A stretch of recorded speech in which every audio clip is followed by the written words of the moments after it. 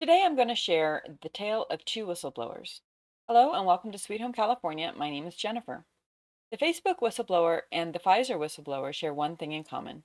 Neither told us anything we didn't already suspect, if not already outright know. Any marginally aware parent could have told you that Facebook and Instagram is not good for teenagers, let alone children. The Pfizer whistleblower likewise told us what was already available since at least December of 2020, the fact that Pfizer used fetal cell lines in their testing. Also, in both cases, the shocking part was that executives of each company tried to hide that information for the good of the company and their bottom line. However, they differ in what they expect us to do about it.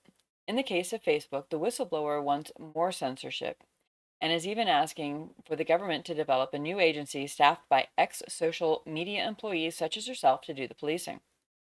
Please check out my Sweet Home California Facebook group for an example of the type of censorship that they are already doing.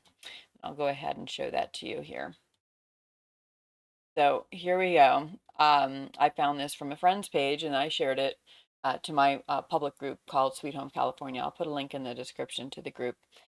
This is where I keep track of stories and things that I would like to cover. So not every link that I put in here turns into a video though, just because I don't have enough time in the day. But if you'd like to see where what I find newsworthy, then please join the group. Okay. So anyhow, this image is there. So you see here, it's got their it's all blurred out and it says sensitive content. This photo may show violent or graphic content. You can learn more or you can go ahead and click to see photos. So let's go ahead and take a look at that. What is so terrible? Um, Looks like a flower growing in the crack of a sidewalk with people walking around behind it. And it says, stand up for what you believe in, even if it means standing alone. Wow. So after seeing that, tell me your thoughts in the comments below. Do you need any therapy after seeing such a shocking photo? I'd really like to know. And if so, I'm sorry, please don't send me the bill. All right, so anyhow, in the case of Pfizer, the whistleblower just asked for Pfizer to be transparent and honest and to do the right thing. In addition to revealing that executives did not want its use of fetal cell lines to be mentioned, she also said that previously see-through glass enclosed rooms were blacked out. When she asked why, she was told because the FDA was coming. Exactly what needed to be hidden was not revealed. Unfortunately, the revelation that fetal cells were used for testing is not a shock because these lines reportedly derived from two different abortions prior to 1973 have been used to manufacture and test several vaccines, including chickenpox, hepatitis A, rubella, one of the rabies vaccines, and one of the shingles vaccines. And it is also used in some flu vaccines. This is not common knowledge, though, which is why I'm sharing more about it here.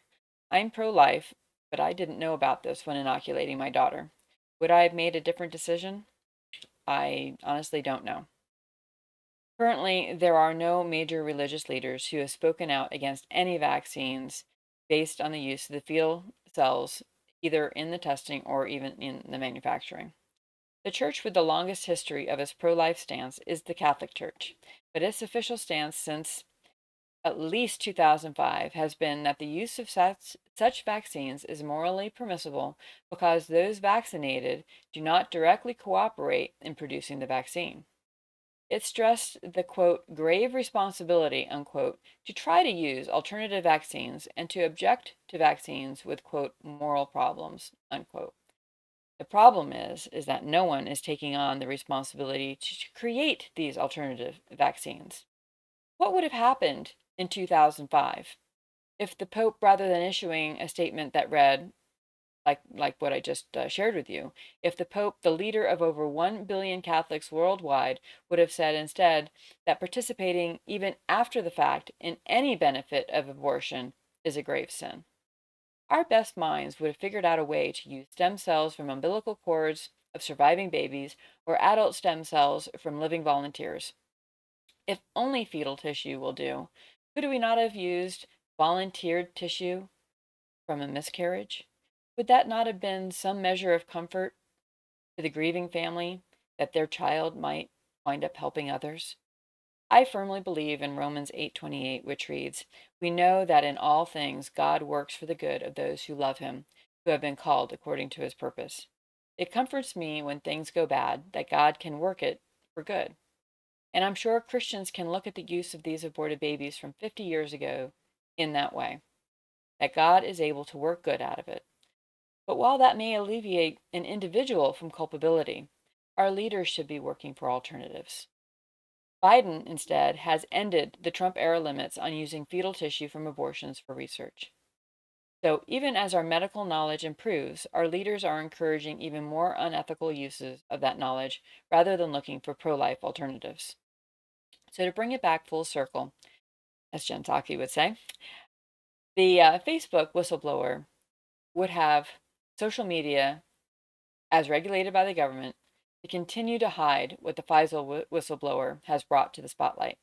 Because, as a Pfizer executive puts it, quote, "The risk of communicating this outweighs any potential benefit we could see, particularly with general members of the public who may take this information and use it in ways we may not want it out there." Unquote. God help us, for we know not what we do.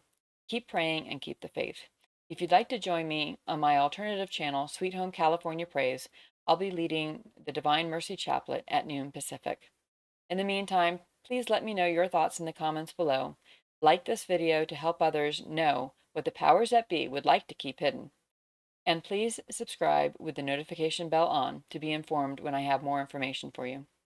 God bless, and I'll talk to you next time.